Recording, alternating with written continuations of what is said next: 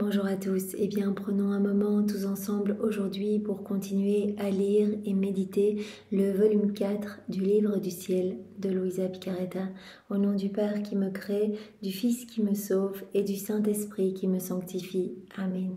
Jésus, une fois de plus, nous nous immergeons en toi, dans ta divine volonté, nous nous unissons à toi, nous nous identifions à toi, nous nous consumons en toi, nous fusionnons nos volontés dans la tienne, nous te faisons l'offrande de nos volontés pour que tu t'en serves comme champ d'action et que tu continues ton œuvre de création dans nos cœurs. Nous nous abandonnons entre tes bras à la manière de petits bébés et comme tous les jours, eh bien nous voulons te dire d'une seule voix que nous t'aimons. Jésus, nous voulons t'adorer, te louer, te bénir, te glorifier, t'honorer, te remercier, t'embrasser, te serrer, nous prosterner à tes pieds, le tout avec ta volonté à toi, au nom de toutes les générations humaines, en réparation pour tous les péchés, des hérétiques, des infidèles, des schismatiques, des sectaires, de tous ceux qui se débaptisent, de ceux qui n'ont pas ou plus foi en ta miséricorde, de ceux qui saccagent tes églises, de ceux qui commettent des actes sacrilèges, de ceux qui blasphèment, de ceux qui n'aiment pas ta maman. Seigneur, tant de fautes, tant d'iniquités, tant de froideur, tant de manque de correspondance à ton amour que nous entendons réparer, Jésus, par nos vies. Voilà, nous voulons t'offrir tout ce que nous sommes, nos misères, nos faiblesses, nos petitesses, nos volontés, bien sûr, nos émotions, nos désirs, nos pensées. Nous te donnons tout, Seigneur, sers-toi de tout comme fondation pour établir ton royaume et que chacun de nos micro-mouvements internes, externes, mouvements conscients, inconscients, puissent être des offrandes d'amour, qu'à chacun d'eux tu puisses recevoir toute la gloire, l'amour, l'honneur que tu aurais dû recevoir des âmes si elles n'avaient pas quitté ta divine volonté, que tu aurais dû recevoir également des âmes réprouvées si elles n'avaient pas choisi délibérément de s'arracher de ton cœur pour aller se perdre. Toutes ces gloires que tu aurais dû recevoir même de tes saints dans le ciel si tous leurs actes avaient été accomplis dans ta divine volonté. Nous voulons également te donner toute la gloire à chaque instant que tu aurais dû recevoir, que tu devrais recevoir des âmes qui se trouvent au purgatoire et également toute la gloire que tu aurais dû recevoir des éléments créés s'ils avaient été dotés de raison. Voilà, nos vies te sont totalement offertes, Seigneur. Nous voulons être des âmes réparatrices, nous voulons être des sentinelles d'amour pour toi et nous te demandons bien sûr d'être notre sentinelle, de nous attacher à toi. Tu sais combien nous sommes fragiles, tu sais combien pour nous il est facile de chuter et de quitter ta divine volonté. Alors vraiment, garde-nous enfermés dans ton cœur, Seigneur, que nous ne voyons que toi, que vraiment nos oreilles n'entendent que ta voix, que nos bouches ne s'ouvrent que pour te louer, que pour te bénir, que nos respirations ne soient que des respirations unies aux tiennes, sanctifiées, vraiment que tout puisse t'amener de la gloire, Seigneur, que nos actes soient vraiment des actes divins, éternels, et que vraiment nos pieds ne marchent que vers toi. Oui, Seigneur, nous sommes totalement offerts et que tes plans d'amour s'accomplissent pour chacun de nous. Viens maintenant, Jésus, nous disposer chacun de nous pour que nous puissions accueillir ce que tu veux nous donner aujourd'hui, que nous puissions le comprendre avec ta compréhension à toi, avec ta sagesse à toi. Enveloppe-nous de ta lumière, donne-nous ton cœur. Nous voulons vraiment qu'il y ait ce switch de cœur, Seigneur, et viens réceptionner ces mots bénis qui sont les tiens en chacun de nous, grave-les en lettres d'or dans toutes nos cellules, que nous puissions y penser continuellement et que cela puisse vraiment opérer un changement en nous, que nous puissions grandir en intimité avec toi et te laisser de plus en plus de place. C'est à ça que ça sert finalement ces écrits. Tu nous l'as dit, Jésus, en fait ces écrits servent vraiment d'aimant. Non seulement nous sommes aimantés à y retourner continuellement parce que c'est toi qui nous séduit, qui nous touche, mais aussi eh bien, ces écrits doivent nous donner cette soif de cette inséparabilité avec toi. Vraiment en lisant, on se rend compte que c'est magnifique ce cadeau de la vie dans la divine volonté qui n'est absolument pas méritoire, qui est vraiment un don que tu veux faire à chacun et donc on le veut en fait. Et finalement, au plus on va lire, au plus vraiment cela va nous brûler de recevoir ce cadeau. Plus rien d'autre ne nous intéressera. Nous voulons ce don de la vie dans la divine volonté, Seigneur. Merci Jésus. Envoie sur chacun de nous ton Esprit Saint. Que ce moment fait en union avec toi puisse avoir des retombées dans tous les cœurs comme une rosée bienfaisante. Viens Esprit Saint, viens par la puissante intercession du cœur immaculé de Marie, ton épouse bien-aimée. Viens Esprit d'amour, Esprit de feu, Esprit de force, Esprit de joie, Esprit de sainteté. Nous t'attendons, nous avons besoin de toi, nous ne savons pas prier. Comment pourrions-nous comprendre ces vérités venues du ciel sans toi, Esprit Saint? Viens par la puissante intercession du cœur immaculé de Marie, ton épouse bien-aimée. Nous te demandons, Esprit Saint, de nous visiter, de nous bousculer maintenant. Viens transformer nos vies. Rends-nous feu, rends-nous brûlants d'amour pour notre Seigneur Jésus. Rends-nous fervents pour annoncer cette merveilleuse nouvelle de ce royaume d'amour. Viens par la puissante intercession du cœur immaculé de Marie, ton épouse bien-aimée. Et vraiment aide-nous, Esprit Saint, à comprendre eh bien, ce qu'est la divine volonté et à désirer plus que tout y vivre. Pas seulement la faire, mais nous immerger. Jésus, tu nous as dit, tu nous as parlé de cette différence entre faire et vivre dans la divine volonté, mais c'est une différence aussi grande que le ciel et la terre. Alors vraiment, nous voulons être immergés en toi, Seigneur, et te laisser vivre en nous, laisser ta divine volonté pleinement souveraine, opérante, agissante à partir de chacune de nos humanités. Sois béni, Seigneur, et vraiment que ce moment puisse te glorifier. Nous posons cette intention de te réjouir par ce moment, même si, peut-être nous sommes fatigués ou que sais-je. Seigneur, c'est vraiment pour toi que nous le faisons, pour que ton règne descende, parce que chaque fois que nous nous unissons à toi, nous travaillons à l'avènement de ton royaume, et à chaque fois que nous parlons de tes vérités, nous te donnons une occasion d'utiliser nos bouches, ou que nous entendons tes vérités, nous te donnons vraiment une occasion de te réjouir, de réjouir tout le ciel. Et d'ailleurs tout le ciel est là, c'est magnifique. Tu nous l'avais dit, Jésus, dans un volume ultérieur, que vraiment quand nous parlons de la divine volonté, non seulement c'est pas nous qui en parlons, parce que on pourrait pas, mais c'est ta divine volonté qui se fait toute petite sur nos lèvres pour parler d'elle-même, et vraiment le ciel est subjugué, toutes les âmes du purgatoire se réjouissent et vivent un rafraîchissement par ce moment. Donc c'est jamais un moment perdu, et en plus tu travailles nos cœurs, tu nous donnes ce dont tu nous parles, tu viens placer dans nos cœurs la semence du bien dont tu nous parles. Donc c'est magnifique. Chaque vérité est une vie divine, à cette vertu illuminatrice, transformatrice, cette vertu de nous nourrir, de nous abreuver. Chaque vérité vient créer en nous quelque chose. Donc vraiment on a l'impression que oui, peut-être on sait vaguement. Non, Seigneur, à chaque fois quand on mastique ces vérités, c'est comme si on se donnait des coups à notre âme, en fait, comme si notre âme était comme un fer noir, et on lui donne des coups, et alors ce fer devient plus malléable, et tu peux le travailler, tu peux nous travailler, tu peux vraiment nous sanctifier, nous faire grandir à ta ressemblance. Alors Seigneur, nous sommes fous de joie d'accueillir bien ce que tu vas nous donner aujourd'hui, et bien sûr, on le fait à nouveau au nom de tous, on ouvre chaque cœur pour y glisser ces vérités. Alors même si des personnes ne te connaissent pas, vraiment ton en dérision, la divine volonté, que sais-je, il va se passer quelque chose par ce moment. Seigneur, nous avons confiance en toi, tout se passe au niveau spirituel. Tu nous as parlé dans le volume 2 et 3 de l'importance vraiment de cette foi. En fait, tu nous as parlé de ces 3 vertus théologales. Alors voilà, nous avançons dans la foi parce que nous, on voit pas, on te fait confiance, Seigneur, mais nous savons bien que toi tu sauves, que toi tu vas rechercher des âmes chaque fois que nous nous unissons à toi. C'est magnifique.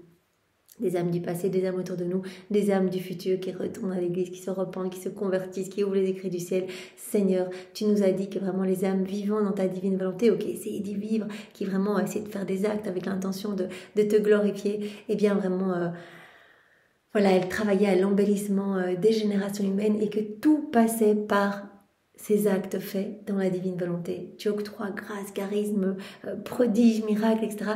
par le biais des actes accomplis dans la divine volonté. Alors Seigneur, plus d'actes, plus de toi, moins de nous, c'est notre souhait, vraiment c'est ce que nous voulons, que notre volonté humaine soit absorbée dans la tienne. Nous voulons vivre en fait sans volonté, juste avec la tienne, Seigneur, sans volonté propre, et nous voulons vraiment acquérir ta forme divine, ne faire qu'un avec toi à chaque instant, que tu prennes toute la place en nous, que tu sois heureux en nous, Seigneur. Amen. Alors nous avons déjà vu hier ce chapitre 1, parce que nous avons choisi de moduler ce volume 4 également, comme le volume 2 et 3, on fait sous forme de chapitres par thématique.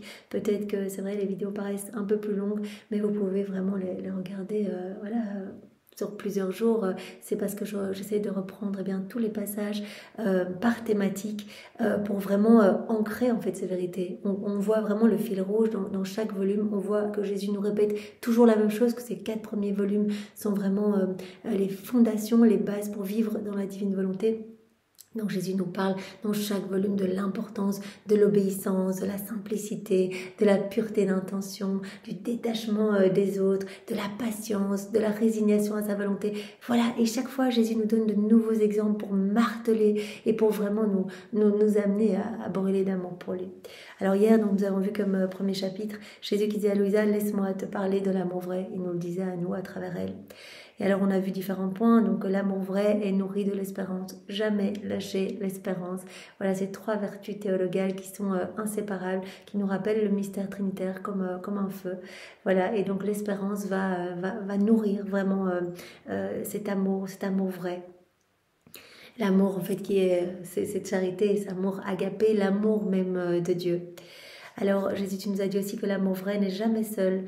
Il doit vraiment déborder. Et là, à cette occasion, tu avais dit à Louisa, mais c'est vraiment important que ton confesseur soit là, en fait, parce que Louisa, souvent, elle essaie un petit peu d'esquiver en disant, mais est-ce qu'il n'y a pas moyen de faire ça juste à nous deux, en fait, que tu me donnes ces vérités. Et c'est magnifique qu'on puisse profiter à deux vraiment de toute cette joie d'être ensemble. Et Jésus dit, non, je veux l'Église à ton chevet.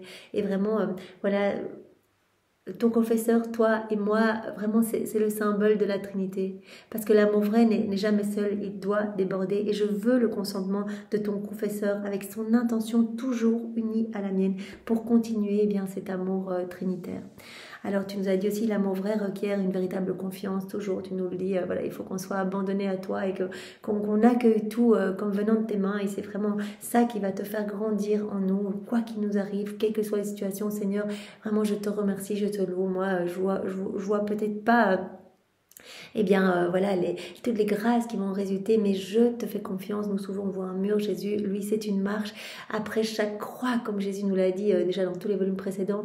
Eh bien c'est la gloire, il y a toujours un cadeau, parce que la croix est un cadeau d'amour, de prédilection pour nous sanctifier, pour nous rendre davantage semblables à Jésus.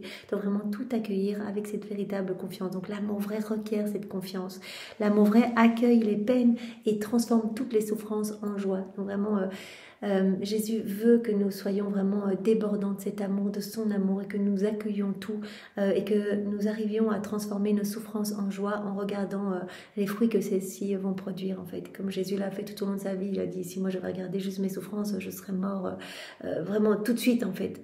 Mais je regardais chaque fois le bien que mes souffrances allaient produire, toutes les âmes sauvées, etc. Et je t'invite à faire de même. L'amour vrai, il est ingénieux, il est compatissant, il prend soin, il prend sur soi les souffrances de l'être aimé. Alors là, Jésus a insisté avec 3 passages sur l'importance, voilà, l'amour vrai qui prend sur soi les souffrances de l'être aimé. Et donc là, Jésus nous a vraiment invités à partager en fait ses peines à lui. Voilà. Si on veut déborder de son amour, le faire grandir en nous, on doit aussi partager ses peines. C'est-à-dire, voilà, comme Louisa nous le montre, partager les insignes de sa passion. Nous, on peut le faire juste avec notre intention. On est avec toi, Jésus, dans chaque tabernacle. On s'unit à toi, vraiment, dans toutes tes peines, tes prières, tes réparations, tes souffrances. On veut tout vivre avec toi quand on fait une ronde dans l'œuvre de la rédemption. Voilà, on peut être avec Jésus à chaque instant et le consoler, l'aimer, remettre ses cheveux, essuyer les crachats, etc. Partager ses souffrances. Nous offrir aussi, pour vraiment apaiser ses peines, nous offrir en portant nos croix. Jésus nous l'a dit dans une des heures de la Passion, voilà, l'âme qui porte sa croix, elle devient mon ange gardien dans cette 3e heure d'agonie au jardin de Gethsémani. Donc vraiment, nous voulons tous être tes anges gardiens. Seigneur, donne-nous de vouloir voilà, avoir ce désir d'apaiser tes peines, en fait, de te voir en fait souffrant, chacun de nos frères et sœurs qui peut-être voilà, nous calomnient ou nous insultent, plutôt que nous regarder nous, regardons Jésus souffrant en nous, Jésus souffrant en l'autre, en nos frères et sœurs, parce que Jésus, c'est la divine volonté, et quand quelqu'un agit continuellement dans sa volonté propre, ben Jésus, il est sur la croix, cette vie divine qui est écrasée, qui est étouffée. Jésus souffre, il pleure, il a les bras remplis de cadeaux, et il ne peut pas donner, en fait. Donc voyons toujours Jésus souffrant et ayons cette soif d'apaiser ses peines.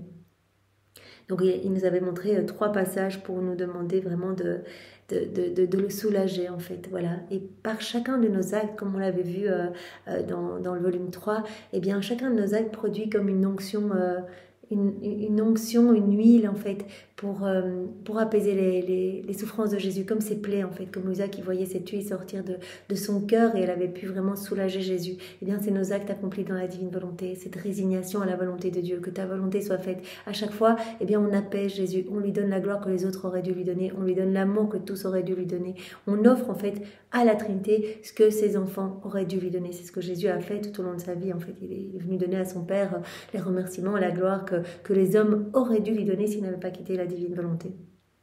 Il a donné tout ce que les hommes n'avaient pas donné depuis la chute d'Adam. Alors, Jésus nous a dit aussi, l'amour vrai chez une âme la rend inséparable de moi. Donc, vous vous rappelez cet exemple, Louisa qui avait parlé à une âme qui avait très peur pour son salut, qui allait bientôt mourir. Et Louisa avait dit, en fait, contentons-nous d'aimer Jésus. En fait, si on aime vraiment Jésus de tout notre cœur, avec une intention juste et vraie, c'est impossible qu'on soit séparé de lui. Il ne va pas nous tenir loin de lui. Il a tellement soif d'amour, parce que Parce que Jésus, c'est l'amour et c'est dans sa nature. Il brûle de nous donner, il brûle de nous cajoler, il brûle de nous inonder de ses grâces. Et il veut cette réciprocité d'amour. Donc quand on lui donne une miette d'attention, une miette d'amour, mais il est fou de joie. Donc il ne va pas nous tenir à l'écart, il ne va pas regarder nos misères, mais il va se réjouir de cet amour qu'on lui apporte. Donc contentons-nous d'aimer avec cet amour vrai notre Seigneur, avec son amour à lui dans la divine volonté. On lui offre son amour à lui, on lui offre ses prières à lui, on offre Dieu à Dieu et on sera inséparable de lui. Alors Jésus, tu nous avais dit aussi, l'amour vrai uni à la mortification me fait renaître dans le cœur de celui qui m'aime.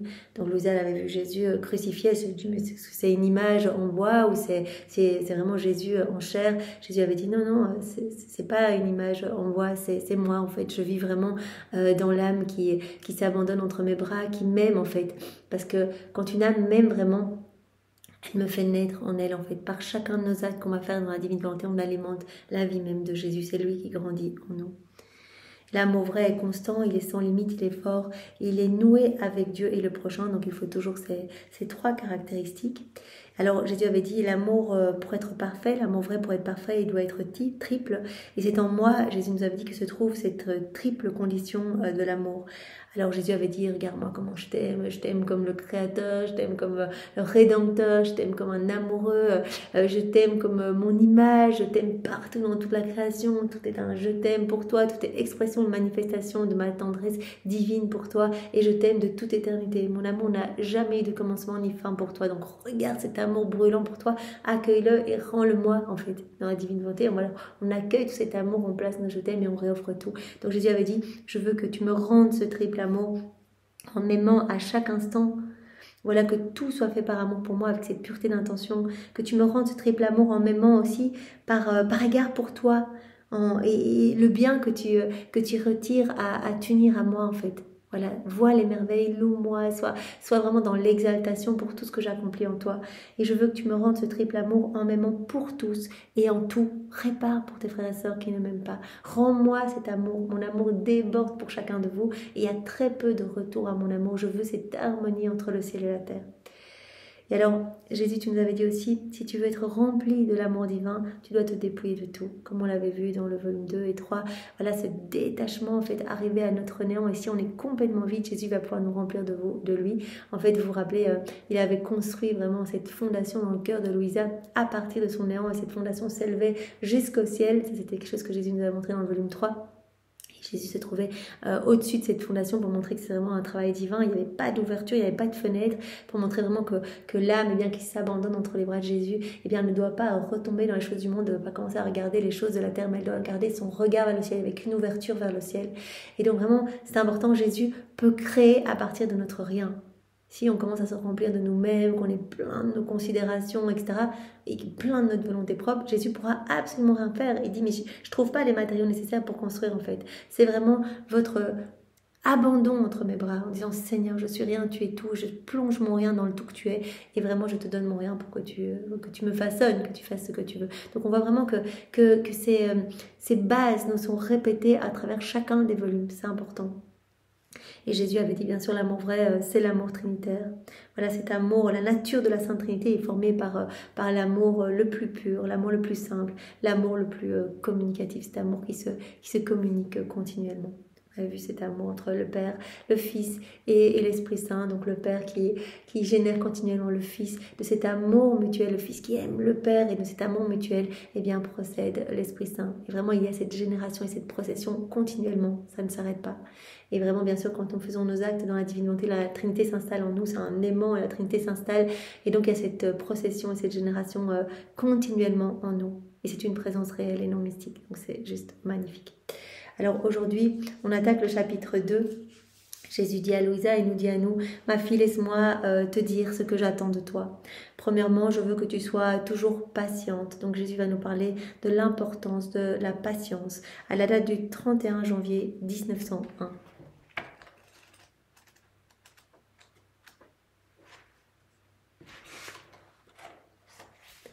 Je me trouvais dans mon état habituel et mon doux Jésus ne venait pas. Après l'avoir beaucoup attendu, il m'a dit dès que je l'ai vu, « Ma fille, la patience est supérieure à la pureté. » Parce que Jésus nous a déjà parlé de la pureté. Vous vous rappelez l'éloge fait sur la pureté, les âmes pures qui sont comme ces lys. C'est Jésus qui se réjouit de se balader au milieu de ces âmes pures qui sont vraiment, qui n'ont aucune souillure et qui surpassent même voilà, les cœurs angéliques et qui reprennent vraiment cette place dans le ciel. Tout le monde leur laisse cette place d'honneur, etc. Et Jésus dit, la patience est même supérieure à la pureté. Parce que sans patience, l'âme va se déchaîner facilement. Et il est difficile pour elle de se maintenir pure. Voilà, pureté d'intention, pureté de l'esprit, pureté du corps, pureté de l'âme. Voilà, cette pureté eh bien, pourra être maintenue si on est vraiment connecté à Jésus. Si on se trouble, qu'on manque de patience, on va se déchaîner et on va avoir du mal à garder cette pureté. Donc Jésus dit, la patience est même supérieure à la pureté. Lorsqu'une vertu a besoin d'une autre pour avoir la vie, on dit de la seconde qu'elle est supérieure à la première. Voilà, la pureté, elle requiert d'abord que nous soyons tout abandonnés dans les bras de Jésus et vraiment que nous ayons ce calme, cette patience. Et à ce moment-là, eh bien, voilà, on va pouvoir se laisser vraiment travailler. On peut dire que la patience est non seulement la gardienne de la pureté, la patience est la gardienne de la pureté, mais qu'elle est aussi l'échelle pour s'élever sur la montagne de la force. Si quelqu'un s'élevait sans l'échelle de la patience, il se précipiterait immédiatement des hauteurs dans l'abîme. Parce que quelqu'un essaie de monter, essaie de s'élever sans la patience, il tomberait. Il faut cette patience. Donc on voit bien, et c'est magnifique, on peut se dire à chaque fois qu'on lit un passage, qu'est-ce que Jésus veut me donner aujourd'hui? Tiens, il veut me donner la patience. Il veut vraiment m'aider à avoir cette paix dans mon cœur à chaque instant. De plus, la patience est le germe de la persévérance et ceci produit la fermeté. Donc la patience est la gardienne de la pureté, c'est l'échelle pour s'élever sur la montagne de la force et c'est le germe de la persévérance qui produit la fermeté.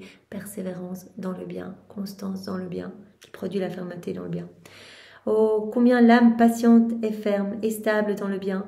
Elle ne se soucie ni de la pluie, ni du givre, ni de la glace, ni du feu, mais son unique but est de conduire à terme le bien commencé.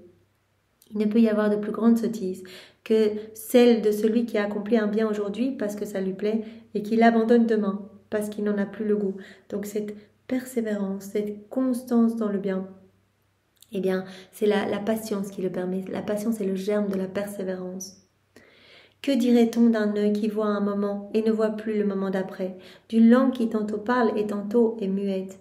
Ah oui, ma fille, seule la patience est la clé secrète pouvant ouvrir le trésor des vertus. C'est trop beau, la patience est la clé secrète pouvant ouvrir le trésor de toutes les vertus.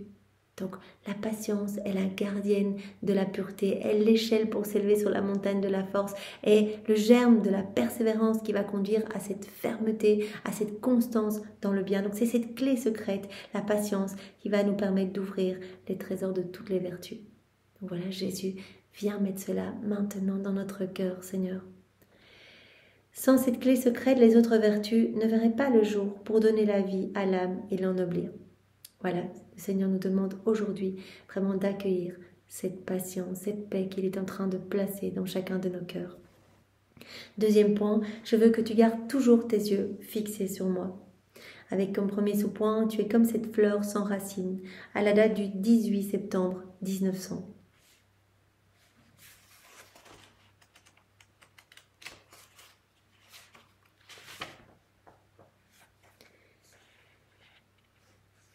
Depuis quelques jours, je souffre d'une douleur intense aux côtes. C'est pour cela que je me sens à bout de force. Compatissant avec moi, Jésus béni me dit « Ma fille bien-aimée, tu voudrais venir vers moi, n'est-ce pas ?» Je répondis « Qu'il plaise au ciel, mon Seigneur, que cette douleur soit la cause de ma venue vers toi. Combien je lui serais reconnaissante, combien cette douleur me serait chère et combien je la considérerais comme une de mes meilleures amies. » Donc elle aspire au ciel, elle a les yeux tout le temps fixés sur le ciel, elle est vraiment... Toute sa vie, c'est pour le ciel. Et vraiment, Jésus nous appelle à cela aussi. Arrêtons de regarder les choses de la terre, de nous gangluer ici-bas, d'avoir peur de la mort, etc. Nos yeux sur le ciel. Seigneur, tu es notre but, tu es notre joie, tu es notre amour.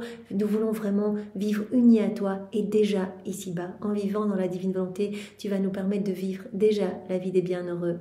ici. Tu vas nous permettre de vivre la vie des saints ici. Tu vas nous faire connaître les joies célestes, les bonheurs célestes. Tu vas vraiment nous accueillir pour que nous fassions partie de cette milice céleste. Tu as dit les âmes vivant dans la divine volonté, ce sont des citoyennes du ciel qui sont déjà en mission, qui sont en mission sur la terre pour me ramener des âmes et travailler à l'avènement de mon royaume.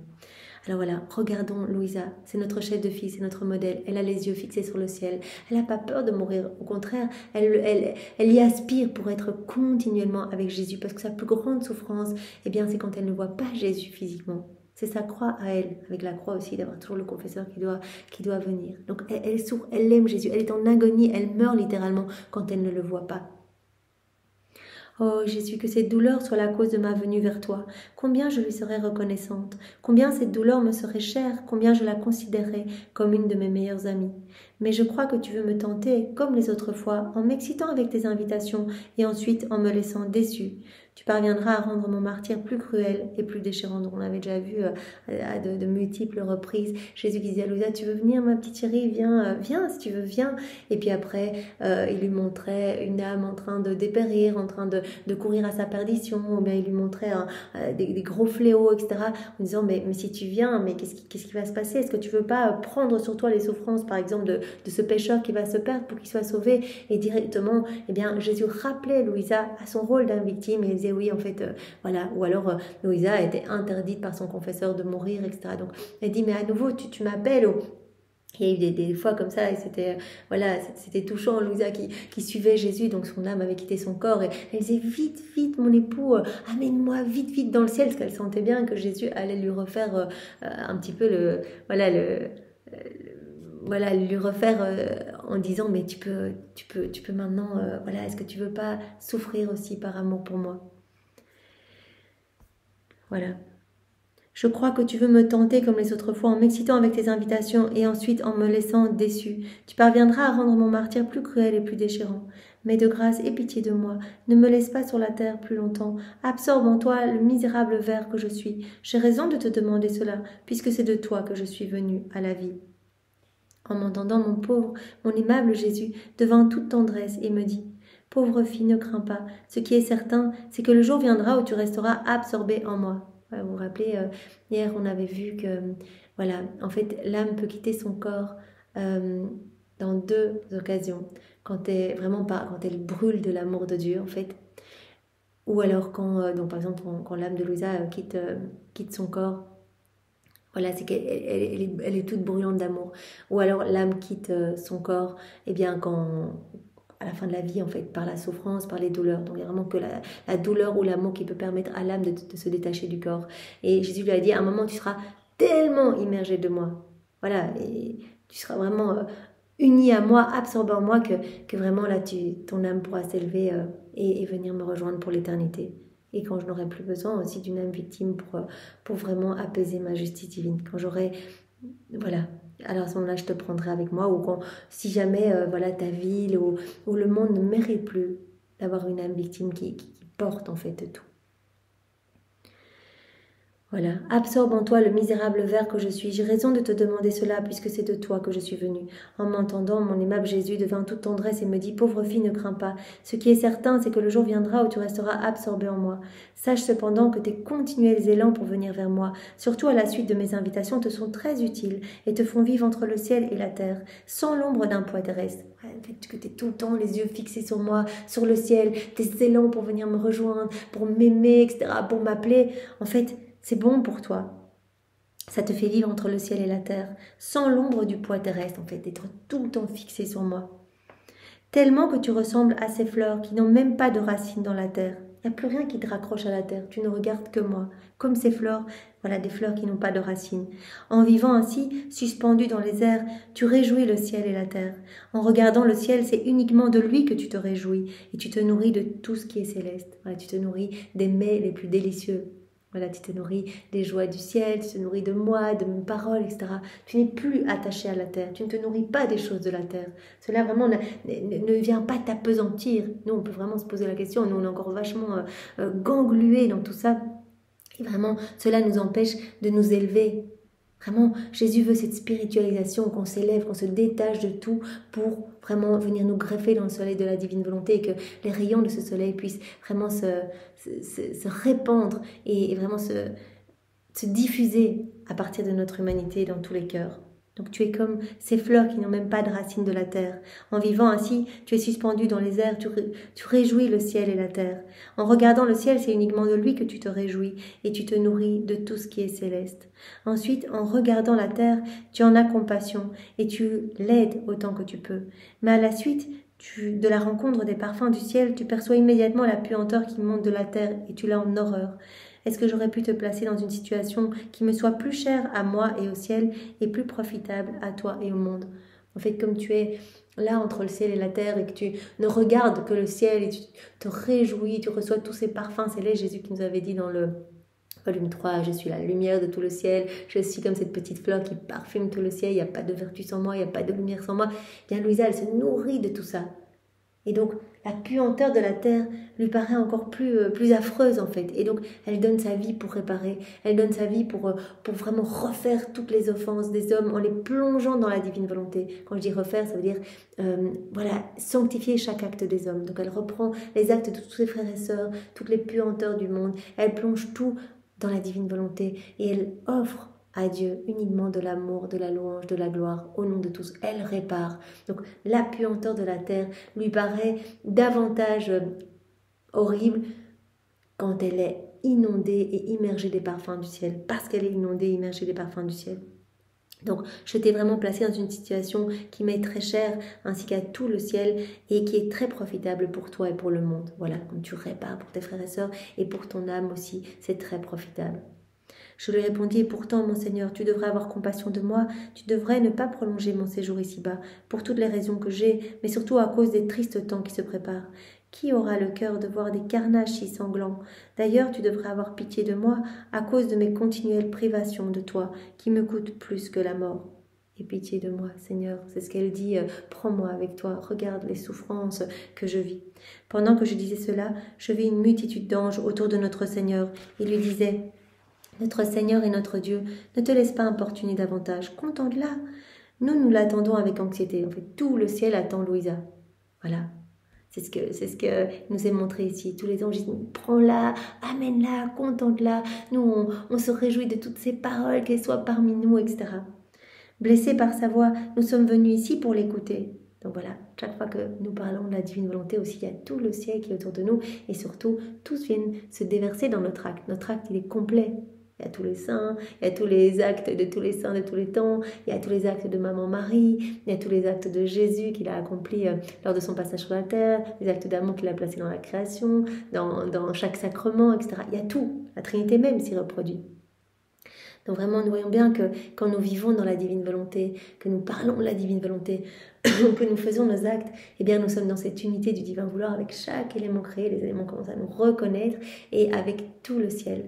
Marie avait dit dans un volume ultérieur, voilà, venez tous, voilà, c'est ce qu'elle dit quand on fait un acte dans la divine volonté, venez tous, c'est quelqu'un de notre famille qui fait un acte, venez, on va se déverser dans son acte. C'est tellement beau. Et les saints, les anges disent, mais en fait, l'âme qui vit dans la divine volonté, c'est notre chérie, c'est notre sœur, c'est notre fille. On l'aime en fait, elle fait vraiment partie de notre famille. Et Marie avait dit, mais en fait, ces âmes qui vivent dans la divine volonté, ce sont mes fidèles copies. En fait, ce sont mes filles préférées, en fait, ces âmes. Et les âmes vivant dans la divine volonté sont aussi les préférées de la grâce, de la Trinité. Et la Trinité est inséparable de ces âmes. Jésus avait dit, on est aimantés par ces âmes, en fait. Nos yeux sont aimantés, nos bras sont aimantés, on est inséparables. Donc ces âmes, on les prend partout avec nous. Je prends ces âmes avec moi dans le soleil, quand je travaille dans le soleil, dans le vent, dans la mer. Je prends ces âmes avec moi. Chaque fois que je suis consacrée dans les mains des prêtres, elles sont avec moi, elles sont partout avec moi. Et tout au long de la vie de Jésus, tous ces actes qui sont toujours en train de se donner, eh bien, on était avec Jésus à chaque instant. À sa naissance, voilà, dans le ventre de Marie, etc. Bon, chaque instant, à son baptême, pendant toute sa passion, on était avec lui. C'est très beau. Donc Jésus connaît exactement, voilà, les âmes qui vont vivre, même après nous, dans la divine volonté. Nos noms sont déjà inscrits dans son cœur, parce qu'on est avec lui de toute éternité. Voilà, donc tous les saints, toute la cour céleste est en train de prier pour que Jésus contente Louisa et qu'il la prenne au ciel. Tellement, voilà, toute la cour céleste l'aime. Elle fait partie vraiment de cette famille. Tout comme chacun de nous à notre petite échelle, on fait partie de cette famille. Blessés par sa voix, nous sommes venus ici pour l'écouter et nous sommes impatients de l'amener avec nous. Et toi, ô élu de Dieu, viens nous réjouir dans notre céleste séjour. Parce que quand on va arriver dans le ciel, Jésus nous l'a dit, voilà, on ne sera pas comme les saints en face de lui, vraiment dans cette exaltation, dans cette joie, etc. Jésus a dit, vous serez unis à moi dans ma gloire et vous serez les plus belles pierres de mon trône et vous serez des sources vous-même de jaillissement, de béatitude pour tout le ciel, etc. Voilà, par chacun de vos actes, vous amenez de la joie dans tout le ciel et cette joie, eh bien, voilà, ne s'arrêtera jamais. Vos actes ne s'arrêtent jamais, ils sont continuels. Et quand vous serez dans le ciel, eh bien, vous continuerez à faire ce que vous faisiez sur la terre. Et donc, vous aurez vraiment des sources de bonheur pour tout le ciel. Donc là, on voit bien les anges et les saints qui demandent « Emmène-la » et « Toi, élu de Dieu, viens nous réjouir dans notre céleste séjour. » Jésus béni était tout ému et semblait sur le point de consentir à leur demande, mais il disparut. En me retrouvant en mon corps, j'éprouvais une douleur accrue, de sorte que je souffrais continuellement. Cependant, je ne me comprenais pas moi-même à cause du contentement que j'éprouvais. Donc voilà, Jésus dit « Garde toujours tes yeux fixés sur moi. » Voilà.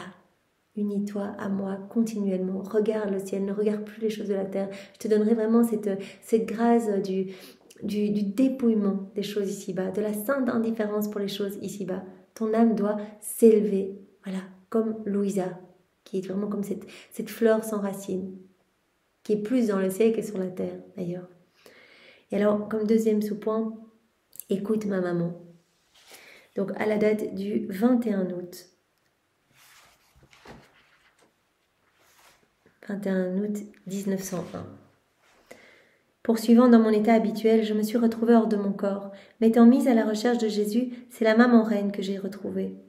Comme j'étais oppressée et fatiguée, je lui ai dit « Ma douce maman, ma très douce maman, j'ai perdu le chemin pour trouver Jésus. Je ne sais plus où aller ni quoi faire pour le trouver. » C'est en pleurant que je disais cela. Elle me dit « Ma fille, suis-moi et tu trouveras le chemin, ainsi que Jésus lui-même. Je vais même t'enseigner le secret qui te permettra de toujours rester avec Jésus et de vivre toujours contente et heureuse, même sur cette terre. Voici comment. » Elle dit, je ne trouve pas Jésus, souvent donc l'âme de Louisa quitte son corps et elle se met à la recherche de Jésus partout, elle fait le tour du ciel, etc. pour trouver son bien-aimé. Elle dit, je suis malheureuse, je ne le trouve pas. Et Marie dit, suis-moi et tu trouveras le chemin ainsi que Jésus lui-même. Alors je vais te donner un conseil. C'est Marie qui nous donne un conseil aujourd'hui pour être heureux, même ici-bas, pour être toujours dans la joie et le bonheur. Voici son conseil. Fixe en toi la pensée que seul Jésus et toi existez dans ce monde et personne d'autre. Donc tu dois avoir tes yeux fixés uniquement sur Jésus. Garde en tête qu'il n'y a que toi et Jésus ici-bas. Retiens que Jésus est le seul à qui tu dois plaire. Donc cela rejoint tout ce que nous avons vu dans le volume 1, 2 et 3. Voilà, ne cherchons pas à plaire aux personnes autour de nous. Je ne dois plaire qu'à Jésus. On m'encense, peu importe, je ne dois plaire qu'à Jésus. On me critique, on me juge, on ne m'aime pas, peu importe. Seul Jésus voit mon cœur et je dois plaire uniquement à lui. Je ne dois plaire qu'à lui. Voilà, fixe en toi cette pensée que seul Jésus et toi existez dans ce monde, personne d'autre. Retiens que Jésus est le seul à qui tu dois plaire, le seul avec qui tu dois te complaire, le seul avec qui tu dois te complaire. Donc n'allons pas nous perdre en recherchant des plaisirs ici-bas, les petites affections voilà. Jésus est le seul à qui tu dois plaire et avec qui tu dois te complaire. Donc tout ton temps doit être pour Jésus. Tu dois trouver toute ta joie en Jésus. Pas ici-bas, en Jésus. Et le seul que tu dois aimer. Alors bien sûr, Jésus nous demande d'aimer notre prochain, voilà, de l'aimer et de laisser rayonner son amour à partir de nous. En fait, en étant centrés sur Jésus, nos yeux fixés uniquement sur lui, il va vivre en nous. L'amour vrai le fait naître en nous. Et chacun de nos actes, chaque fois que nous pensons à lui donner de la gloire, etc., grandit en nous. Et Jésus, c'est l'amour. Donc cet amour va déborder, en fait. Cet amour va déborder sur tous nos frères et sœurs. C'est le seul que tu dois aimer. Donc concentre-toi sur Jésus et tout le reste va vraiment couler de source, en fait. De lui seul, tu dois t'attendre d'être aimé et contenté en tout. Donc ne cherche pas à être aimé à droite à gauche par telle ou telle personne. Non. Garde en tête que C'est le seul que tu dois aimer et c'est de lui seul que tu dois attendre d'être aimé et contenté en tout. Voilà, trouve tout ton contentement en Jésus. Trouve toutes tes complaisances en Jésus. Garde tes yeux uniquement fixés sur mon Fils. Donc on doit vraiment garder en tête qu'on est seul avec Jésus. Voilà. Et comme ça, peu importe ce qui se passe autour de nous. Voilà, on est avec Jésus, on le console, on partage ses souffrances, on partage ses peines, on partage ses prières, on partage ses réparations et on voit Jésus souffrant dans le cœur de nos frères et sœurs. On pense à lui avant de penser à nous, on pense à ses intérêts avant les nôtres, on s'occupe des choses du ciel avant toute autre chose. Voilà, nos intérêts propres en fait doivent complètement disparaître. Ça, Jésus l'a dit. D'ailleurs, cela viendra naturellement. Plus vous allez faire des actes, au plus voilà, vous allez être fixé en moi et vous n'allez penser qu'à une chose, me glorifier, m'aimer, me faire plaisir. Vous n'allez plus faire vos petites prières pour vous. Mais vraiment, vous allez voir la grandeur de la divine volonté, de cette vie en union avec moi et vous allez vouloir ce que je veux, donc le salut de tous vos frères et sœurs. Donc vos prières vont devenir universelles, vont devenir plus larges et vos actes vont toucher toutes les âmes de toutes les générations. En vivant de cette manière, toi, avec Jésus, tu ne te laisseras plus impressionner si tu es entouré de mépris ou de louanges, de parents ou d'étrangers, d'amis ou d'ennemis. Peu importe en fait, personne qui est autour de toi. Il n'y a que toi et Jésus. Donc tu ne vois que Jésus dans tes frères et sœurs. Tu ne penses qu'à Jésus, qu'à l'aimer, qu'à réparer, qu'à le louer, qu'à le bénir, qu'à lui donner ce que les autres ne lui donnent pas, etc.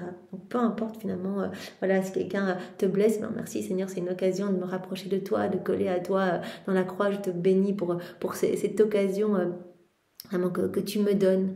Vraiment, je te remercie de purifier mon âme par cette croix. Jésus seul sera tout ton bonheur et Jésus seul te suffira en tout. Voilà, je crois qu'on peut garder en tête, Jésus seul te suffira en tout. Il doit être la seule source, ta seule source de complaisance, de joie. Jésus, tout seul. Il n'y a que lui qui t'amènera cette vraie joie. Jésus seul te suffira en tout. Ma fille, aussi longtemps que tout ce qui existe ici-bas ne disparaîtra pas totalement de ton âme, tu ne pourras pas trouver un vrai et perpétuel bonheur. Le vrai bonheur, donc, s'acquiert si on lâche tout et qu'on garde nos yeux fixés sur Jésus. Pendant qu'elle disait cela, Jésus sortit comme d'un éclair et se trouva au milieu de nous. Je l'ai saisi et je l'ai emmené avec moi. Après, je me suis retrouvée dans mon corps.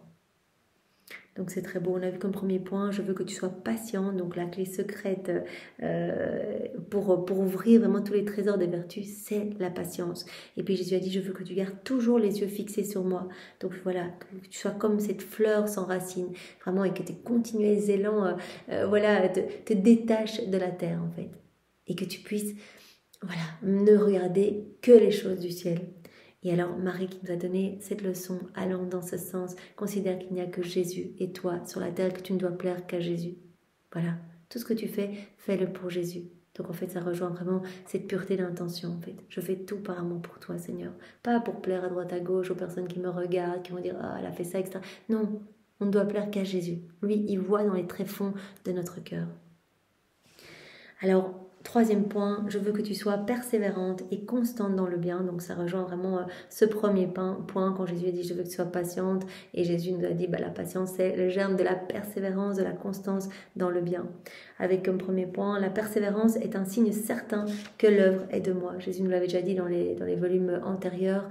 Voilà, quand Louisa se posait des questions par rapport à son état, est-ce que mon état est conforme à ta volonté? Jésus avait dit mais en fait si tu as la force de le vivre, si tu es constante dans cet état, c'est que ça vient de Dieu en fait. Sinon en fait tu tiendrais pas, c'est pas possible. Et donc nous pouvons aussi regarder voilà, le fait que nous soyons poussés à faire nos rondes, à lire les écrits du ciel, cette constance, etc. Ça vient de Dieu, c'est l'œuvre de Dieu en nous, c'est pas nous. En tout cas c'est sûr c'est pas moi je suis pas du tout comme ça. Donc voilà, la persévérance c'est le signe certain que l'œuvre est de moi. Si tu es dans cette constance, c'est le signe que je travaille en toi. À la date du 27 décembre 1900.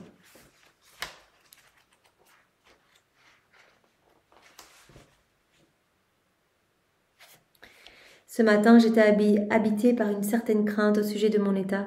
Je craignais que ce ne soit pas le Seigneur qui opère en moi. De plus, Jésus n'avait pas la bienveillance de venir. Donc à nouveau, elle a beaucoup de doutes, elle se pose des questions. En fait, elle est tellement humble qu'elle se dit, mais en fait, peut-être que tout vient de mon imagination et ça va être... En fait, c'est ça qui va me condamner finalement. Donc elle a souvent des doutes, même si Jésus lui a dit non.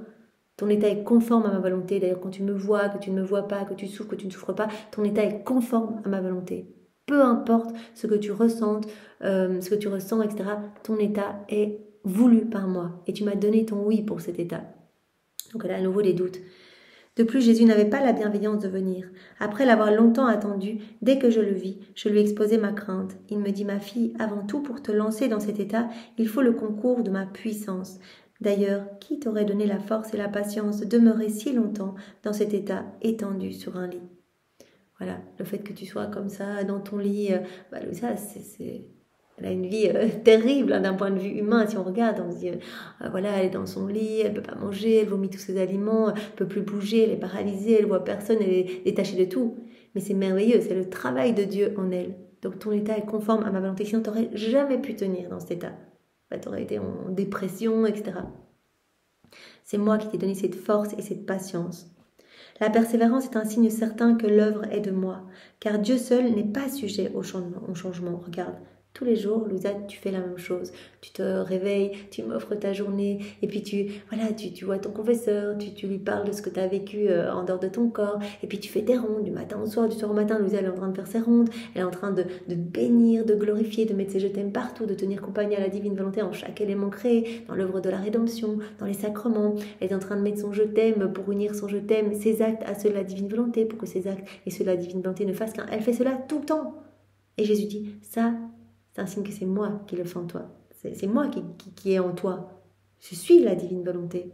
Et ma divine volonté, c'est l'infatigable travailleuse, c'est ce mouvement continuel, incessant. Et donc c'est moi qui te mets en mouvement. Et pour nous, si on est poussé à faire nos rondes, à retourner dans les écrits du ciel, à méditer, à aimer Jésus continuellement, à lui parler, qu'on est poussé vraiment à avoir cette prière continuelle pour Jésus, c'est bien sûr l'œuvre de Dieu en nous. C'est l'œuvre de Dieu en nous. Si nous avons cette constance, c'est l'œuvre de Dieu en nous. Parce que Dieu n'est pas sujet au changement, tandis que le démon, lui, et la nature humaine changent très souvent. Regardez. Ce qu'ils aiment aujourd'hui, demain, ils l'auront en horreur. Et ce qu'ils ont en horreur aujourd'hui, demain, ils l'aimeront. Ils le trouveront satisfaisant. Voilà. Jésus avait dit, ne t'attache jamais aux créatures, aux personnes autour de toi, parce qu'ils sont volages. Un jour, ils vont t'encenser, le lendemain, ils vont te critiquer, etc. En fait, il n'y a que Dieu qui ne change pas.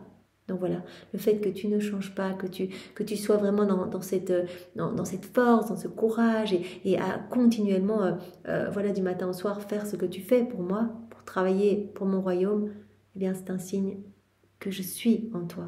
C'est mon œuvre en toi. C'est ma divine volonté qui est en toi. C'est trop beau. Alors deuxième point, la persévérance unit toutes les vertus ensemble, unit continuellement Dieu et l'âme. À la date du 30 mars 1901.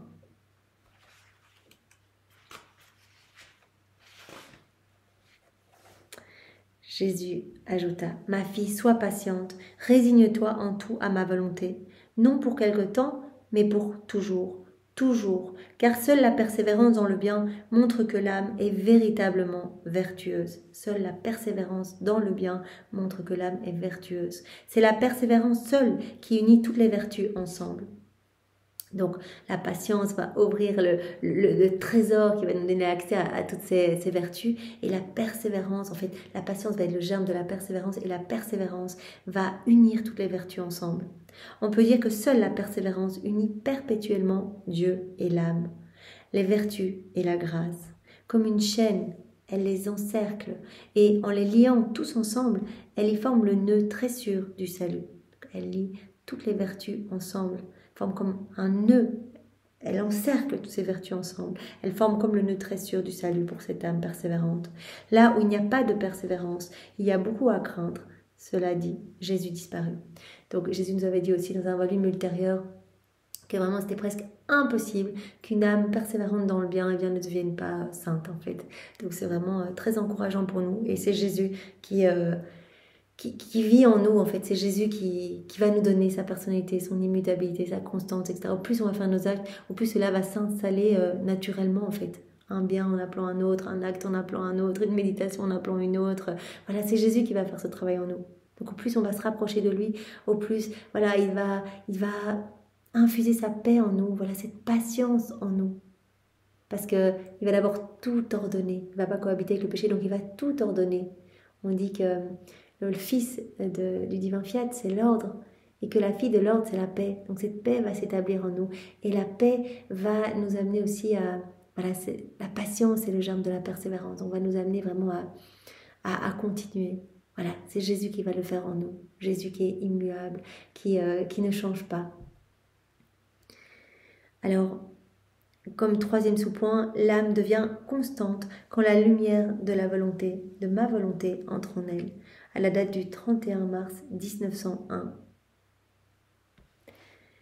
Ce matin, je me sentais toute remplie d'amertume, je me voyais si mauvaise que je n'osais presque pas me mettre à la recherche de mon suprême et unique bien.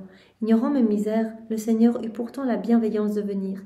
Il me dit « Ma fille, est-ce moi que tu veux ?» Eh bien, je suis venue pour te réjouir. Demeurons ensemble, mais demeurons en silence.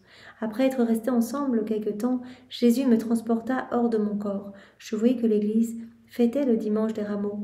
Rompant son silence, Jésus me dit que d'instabilité, que d'inconstance. Donc Jésus, en fait, montre à Louisa l'instabilité humaine. Il dit, en fait, la stabilité, l'immutabilité, la constance, c'est qu'en moi. Moi, je ne change jamais. Mais regarde les hommes là. Donc il l'emmène hors de son corps et elle assiste vraiment à ce dimanche des rameaux.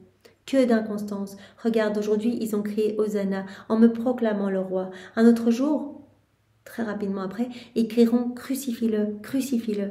Ma fille, la chose qui me déplaît le plus, c'est l'inconstance, l'instabilité, car cela est le signe que la vérité n'habite pas dans l'âme. Voilà. Donc, ce que Jésus veut nous dire, c'est quand on se laisse remplir de Dieu, qu'on laisse sa vérité nous remplir, eh bien, naturellement, nous allons être constants, nous allons être fermes dans le bien, nous allons avoir cette persévérance dans le bien. Jésus dit, ça me plaît terriblement, les inconstances. Regarde là, ils ont crié Hosanna, quelques jours après, ils crient crucifie-le, crucifie-le. Donc cette inconstance est vraiment le signe que la vérité n'habite pas l'âme. Il peut en être ainsi dans le domaine de la religion. Il peut arriver que l'âme y trouve sa satisfaction, son confort, son intérêt personnel, ce qui explique pourquoi elle se trouve dans telle assemblée. Mais le lendemain, ces mêmes choses peuvent paraître moins attirantes et on peut trouver l'âme au milieu d'un autre groupement. Et voici qu'elle s'écarte de la religion et que sans regret, elle se livre à une secte. Il me regarde toutes les dérives en fait. Quand l'homme n'est pas bien fixé en moi, il va être agité par le vent de ses passions, de ses désirs, il va être complètement inconstant. À un moment, il sera dans l'église, il va être tout feu, tout flamme, et puis en fait, le lendemain, en fait, ça va l'ennuyer, il va partir ailleurs, il va se retrouver dans une secte, etc. Quand la lumière véritable de la vérité entre dans une âme et prend possession de son cœur, cette âme n'est pas sujette à l'inconstance. Voilà, quand on laisse Jésus vivre en nous, il va nous donner tous ses attributs. Nous allons lui ressembler. Il va prendre toute la place en nous. Quand la lumière de la vérité rentre dans une âme, prend possession de son cœur, cette âme va devenir stable. Elle ne sera plus sujette à l'inconstance. Même, elle sacrifie tout pour l'amour de la vérité, pour que seule la vérité règne en elle. Voilà, nous nous gorgeons de ces vérités. Voilà, on les aime. Elles viennent nous brûler le cœur. Et on est prêt à tout pour les faire connaître. Ainsi, avec un esprit invincible, cette âme méprise tout ce qui n'appartient pas à la vérité. C'est Jésus, la vérité. Donc, voilà, au plus on va lui laisser de la place par nos actes, au plus il va grandir en nous cette vie d'amour, cette vie de lumière, cette vie de prière, cette vie de sainteté, cette vie même du divin vouloir. C'est Jésus qui prend toute la place. Et donc, on ne voudra plus rien d'autre que ce qui a trait au ciel, on ne voudra plus rien d'autre que Jésus, en fait, comme Louisa, quand Jésus lui a dit « Mais tu veux quoi, ma fille? Je veux te satisfaire. Je veux que Jésus. » Voilà, elle dit « Je veux que toi, en fait. À chaque instant, je veux que toi. Il n'y a rien d'autre qui m'intéresse. Je veux que toi. Je veux que tu prennes toute la place en moi. Je veux que tu fasses tout en moi. Je veux être identifiée à toi. Je veux que tu sois le roi de mon cœur, etc. » Donc, cette âme qui laisse la lumière de la vérité l'envahir, prendre possession de son cœur, eh bien, elle est prête à se sacrifier à tout pour l'amour de la vérité. Et elle va mépriser tout ce qui n'appartient pas à la vérité. les choses de la terre vont nous paraître fades. Quand on a goûté les mets du ciel, on n'a plus envie de goûter les choses ici-bas. Pendant que Jésus disait cela, il pleurait sur la condition des générations présentes, qui sont pires que les générations de son temps, sujettes à l'inconstance et changeantes selon la direction des vents. Donc voilà, Jésus nous appelle vraiment à nous unir à lui pour être fermes en lui. Voilà, c'est vraiment ce que nous devons retenir, être fermes en lui. Voilà, sinon nous allons être comme ces roseaux agités en fait. Non, ferme en Jésus. Droit, stable, on avance et vraiment on veut ce que Jésus veut, ce que tu veux, je le veux aussi. Peu importe si c'est un peu difficile, etc. Je le veux aussi parce que tu le veux, que ta volonté soit faite dans ma vie. Continuellement, répétons-nous cette phrase. Je le veux, Seigneur, parce que tu le veux. Tu es mon roi, je te laisse toute la place et que tes plans d'amour s'accomplissent dans ma vie, dans la vie de chacun de tes enfants. Alors on peut encore faire un point. Donc Jésus qui dit à Louisa, je veux que tu sois simple en fait. Donc premier point, je veux que tu sois patiente. Deuxième point, je veux que tes yeux soient toujours fixés sur moi, sur le ciel. Vraiment que tu sois comme, premier sous-point, comme cette fleur sans racines en fait. Que vraiment tu décolles des choses de la terre. Et mon mari avait rajouté, voilà, je veux que tu considères qu'il n'y ait que mon fils et toi en fait. Que tes yeux soient tout le temps fixés sur lui. Comme troisième point, je veux que tu sois persévérante et constante dans le bien. Et vraiment, ça fait suite au premier point. Je veux que tu sois patiente parce que la patience est vraiment le germe de la persévérance. Et vraiment, et cette clé qui va ouvrir les trésors de toutes les vertus. Jésus dit ici, la patience est un signe certain que c'est moi qui travaille dans la persévérance, voilà, la constance dans le bien. Parce que quand l'âme agit toute seule, elle est super volatile, volage. Elle va à droite, elle va à gauche, elle est inconstante. La persévérance unit continuellement Dieu et l'âme et unit toutes les vertus ensemble. Et troisièmement, l'âme devient constante quand elle laisse la lumière de la vérité l'envahir, rentrer en elle. Alors comme quatrième point, je veux que tu sois simple. Et Jésus dit à Louisa, regarde-moi, tout en moi est simple. Il dit, regarde, aujourd'hui, les prédicateurs, aujourd'hui, utilisent des tours dans tous les sens, ils ne sont pas simples en fait. Et parce qu'ils ne puissent pas à la source de mon amour, ils ne puissent pas à la source qui jaillit de moi. Alors, c'est à la date du 21 février 1902.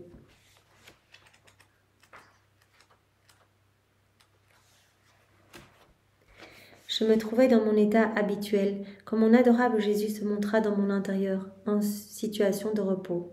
Ça, c'est déjà chouette. Jésus va nous le dire tout le temps, voilà, à partir de maintenant jusqu'à la fin des volumes, qui se repose dans les âmes qui vivent, dans sa divine volonté. Il nous l'a déjà dit précédemment dans le volume 3, en fait, une âme qui vit dans ma volonté, qui se résigne à ma volonté, qui me laisse toute la place, elle devient comme un gros matelas pour moi, en fait. Je me repose, je me sens bien, je suis bien. Et en fait, le repos de Jésus, c'est travailler à créer en nous.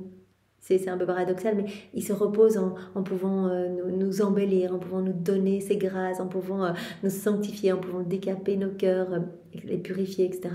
Donc voilà, à chaque fois qu'on s'unit à lui, on lui laisse ce champ libre de créer en nous et il se repose, il est bien. En fait, il se repose dans la beauté qu'il crée en nous, en fait, dans les créations qu'il continue dans notre cœur. Et il dit, voilà, je me repose en toi, en fait. Tu m'offres ce réconfort que les autres ne m'offrent pas. Parce que je suis en agonie continuelle dans les cœurs qui vivent dans leur volonté propre, en fait. Parce que je peux rien donner et j'asphyxie, littéralement. En fait, j'étouffe. Donc elle voit Jésus qui est en train de se reposer dans son cœur. Alors il reçut une offense qu'il ne pouvait supporter. Comme s'il se réveillait, il me dit, ma fille, sois patiente. Permets-moi de déverser en toi cette amertume qui m'empêche de trouver le repos. En disant cela, il déversa en moi ce qui le rendait amer. Puis il prit son aspect doux, de façon à pouvoir se reposer. Donc toujours, il est dans notre cœur et on lui offre du réconfort. Voilà, on est abandonné entre ses bras et il vit en nous. On est perdu dans le tout, on vit en Dieu, comme dans un autre corps. Vous vous rappelez ce que les âmes du purgatoire avaient dit à Louisa. Et Jésus vit en nous, il se repose en nous et il nous partage ses peines. Et l'amour vrai, comme on l'a vu hier, eh bien c'est vouloir partager les peines du bien-aimé en fait. Donc voilà, Jésus, tu souffres, vas-y, donne-moi, partage-moi un peu de tes amertumes. Donc après avoir partagé à Louisa, il reprit son aspect doux, de façon à pouvoir se reposer.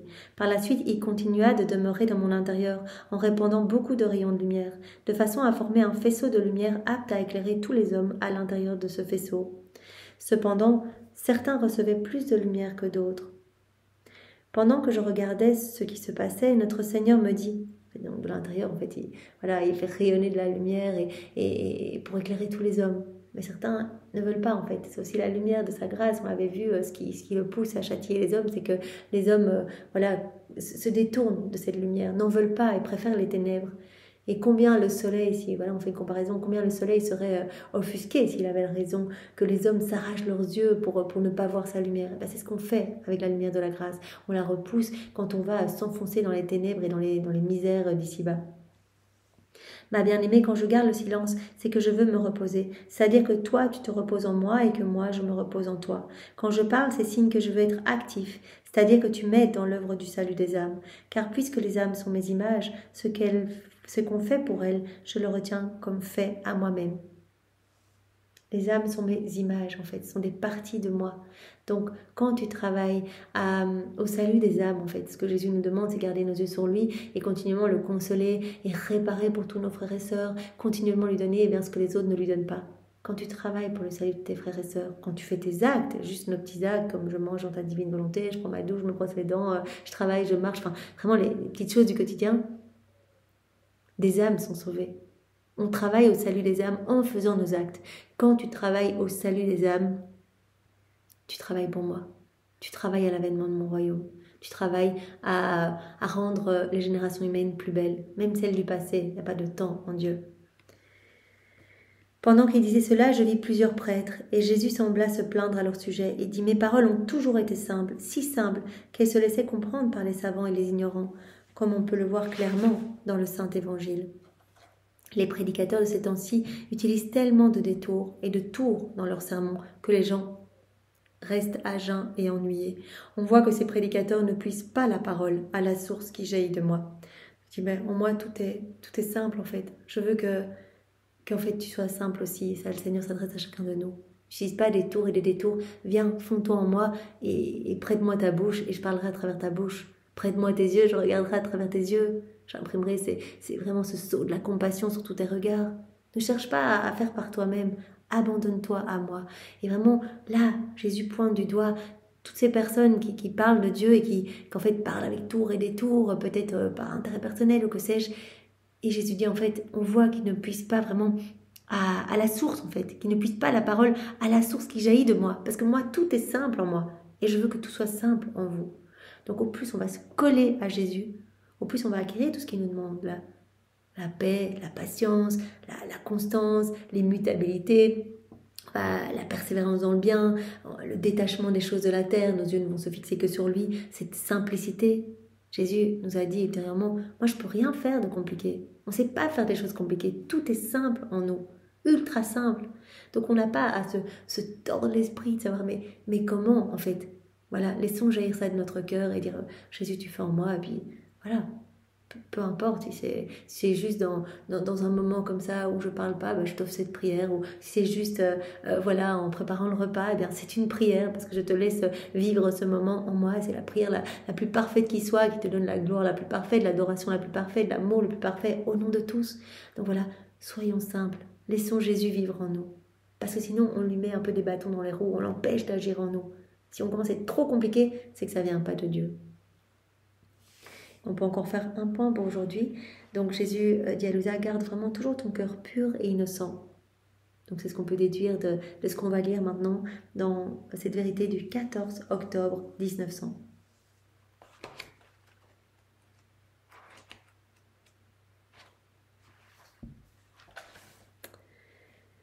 Ce matin, je me sentais tellement égarée que je ne me comprenais pas moi-même. Je ne pouvais même pas aller, selon mon habitude, à la recherche de mon suprême bien. De temps en temps, Jésus remuait mon intérieur et se faisait voir en m'embrassant et en se montrant tout indulgent vers moi. Donc on voit bien que Jésus vit à l'intérieur de Louisa. Depuis son deuxième mariage avec la Trinité, la Trinité s'est installée en elle. Vous vous rappelez, dans ce volume 2, c'était magnifique, c'était le volume 1 d'ailleurs. Louisa entendait vraiment la Trinité parler à l'intérieur de son intérieur, prendre des décisions à partir de son intérieur, de la même manière que si la Trinité en prenait à partir du ciel. Et c'est vraiment, nous sommes tous appelés à cette même sainteté, nous sommes tous appelés à être ces tabernacles vivants pour la divine volonté, à accueillir la Trinité en nous. En vivant dans la divine volonté, la Trinité va s'établir en nous. Voilà. Pauvre fille, tu as raison de dire que tu ne peux pas demeurer sans moi. Comment pourrais-tu vivre sans ton bien-aimé ? Donc, Jésus remue en son intérieur en disant, c'est vrai, tu peux pas vivre sans moi. Secoué par ces paroles, je dis, ah mon bien-aimé, quel cruel martyr que ma vie, à cause de ces intervalles où je suis contrainte de demeurer sans toi. Plus grande souffrance de Louisa. Elle dit, mais tout ce que je vis, les vomissements, les contraintes avec les prêtres, avec ma famille, cette paralysie, les souffrances, les crucifixions, tout ça, mais en fait, c'est de la joie, en fait. C'est vraiment, je partage tout avec toi, mais la souffrance de ne pas te voir, ça m'est terrible. Et Jésus a dit, effectivement, ça c'est une souffrance d'ordre divin. Je te partage en fait ce que moi je ressens. Une petite gorgée de la mer calice que vraiment les créatures me font boire chaque jour en fait. Quand elles ne veulent pas de moi, en fait, quand moi je voudrais les serrer contre mon cœur, leur donner des grâces, des bénédictions, les rendre saintes, mais qu'elles ne veulent pas de moi, qu'elles me tournent le dos, que je ne peux pas les prendre dans les bras. Et j'ai mon amour qui est totalement éconduit. Je souffre parce que j'aime chaque âme autant que toutes les autres réunies. Je suis délirant d'amour. Je suis comme un amoureux fou, transi. Et on ne me donne jamais une miette d'amour. Et donc je te partage un peu ce que je ressens quand toi tu voudrais me prendre dans les bras et que je ne me montre pas. Cette souffrance que tu ressens, que tu unis à mes souffrances, va porter les fruits de mes souffrances rédemptrices. Et cela va permettre à des âmes qui s'écartent de mon cœur, des âmes qui se perdent, qui prennent le chemin de la perdition, de revenir à moi, de retrouver le chemin de mes bras, de mon cœur, le chemin de la maison du Père. Donc vraiment, cette souffrance que Louisa vit, c'est un martyr. Vraiment, c'est un martyr. D'ailleurs, elle meurt continuellement. Elle sent vraiment qu'elle meurt quand elle ne voit pas Jésus. Ah mon bien, quel cruel martyr que ma vie à cause de ces intervalles où je suis contrainte de demeurer sans toi. Tu dis toi-même que j'ai raison et ensuite tu me laisses. Jésus se cacha furtivement, comme s'il ne voulait pas entendre ce que je disais. Je suis retombée dans mon égarement, sans ne plus pouvoir rien dire. En me voyant de nouveau égarée, Jésus sortit de mon intérieur et me dit « Tu es tout mon contentement. Dans ton cœur, je retrouve mon véritable repos. Et en m'y reposant, j'éprouve mes plus chères délices. » Ébranlée de nouveau, je lui dis « Pour moi aussi, tu es tout mon contentement, tellement que toutes les autres choses ne sont pour moi qu'amertume. Tu es toute ma joie, ma fille. En fait, comme tu me donnes tout, que tes yeux sont sur moi, que ton cœur m'appartient, que ton cœur est ma demeure, en fait, tu es tout mon contentement. Tu fais ma joie, tu fais mes délices, tout ce que tu fais, c'est par amour pour moi, et tes continuels élans pour me chercher, etc. Mais cela blesse mon cœur, cela me touche, en fait. Tu es tout mon contentement. Et Louisa a dit, moi aussi, Jésus, tu es tout mon contentement. Toutes les autres choses pour moi ne sont qu'amertume. Jésus se retira de nouveau et je suis restée avec mes paroles en me retrouvant plus égarée qu'auparavant. La matinée s'est déroulée ainsi. Il me semblait que Jésus avait envie de s'amuser quelque peu. Après cela, je me suis sentie hors de mon corps et j'ai vu des inconnus qui venaient habillés en civil. Les gens, en les voyant, étaient horrifiés. Ils émettaient des cris d'épouvante et de douleur, surtout les enfants. Les gens disaient « Si ces inconnus arrivent sur nous, nous sommes finis. » Donc Louisa, elle voit aussi tous les châtiments qui vont arriver. Et là, elle voit des gens qui sont tout affolés, qui crient pour les enfants. Voilà, ils ajoutaient « Cachez les jeunes. Malheur à la jeunesse si elle tombe dans les mains de ceux-ci. » Révoltée, je dis au Seigneur « Pitié, miséricorde, éloigne ce fléau si dangereux pour la misérable humanité. Que les larmes de l'innocence t'amènent à la compassion. » Donc voilà, elle voit ce qui va se passer et elle voit les gens qui sont tout affolés, qui disent pour les enfants, etc. Qu'est-ce qu'on va faire? Et Louisa, elle dit mais oui Seigneur, aie pitié de tes enfants, que les larmes de l'innocence t'amènent à la compassion, de la pureté, de tous ces petits cœurs si innocents des enfants. Jésus répondit, ma fille, c'est seulement à cause de l'innocence que je suis attentif aux autres. Donc l'innocence me touche. C'est moi la pureté, c'est moi l'innocence. Vous vous rappelez quand Maman Marie avait revêtu l'âme de Louisa du manteau de l'innocence, du manteau de la pureté. Donc la pureté touche le cœur de Dieu. La pureté touche le cœur de Dieu. Cette innocence touche le cœur de Dieu. Voilà, et elle avait fait cela sur le cœur de Louisa. Quand Louisa se regardait en Jésus, Jésus avait dit « Regarde-toi toujours en moi, et comme moi, je me regarde en toi. » Et donc Jésus s'était regardé longuement en Louisa, et Louisa disait « Mais est-ce que tu trouves ton contentement en moi, ou plutôt je te fais de la peine, ou je t'outrage ?» Et Maman Marie avait dit « Voilà, pour que Jésus trouve son plein contentement, je te revais vraiment du manteau de mon innocence. » Donc la pureté a vraiment un poids sur le cœur de Dieu. La pureté touche le cœur de Dieu. À cause de l'innocence, je suis attentif aux autres. C'est seulement à cause de la pureté des âmes que je suis attentif aux autres. Seule l'innocence attire ma miséricorde et atténue ma juste indignation. Donc c'est la pureté en fait qui apaise ma colère. c'est ces petites âmes pures, mais comme voilà, Louisa qui n'est que pureté, etc. Toutes ces petites âmes chastes qui sont offertes, ces petites âmes victimes qui s'offrent, etc. Eh bien, Jésus dit, l'innocence attire ma miséricorde et atténue ma juste indignation. C'est en regardant ces âmes toutes brillantes encore de ma lumière, ces âmes où je vois mon reflet, ces âmes qui sont comme sorties de mes mains, eh bien que ma colère se calme et que j'ai beaucoup plus de miséricorde envers tous les autres qui m'offensent continuellement. Donc voilà, à travers ce passage, eh bien voilà, Jésus nous dit, voilà, garde ton innocence, garde ta pureté, et en t'unissant à moi, je vais te redonner cette pureté. Les choses, peut-être que tu avais l'habitude de faire, etc. Eh bien, je vais t'en dégager, je vais vraiment t'éloigner de tout ça. Tout va être purgé dans ton âme. Je veux te redonner ta pureté première. Je veux te rendre belle comme quand tu es sortie de mes mains.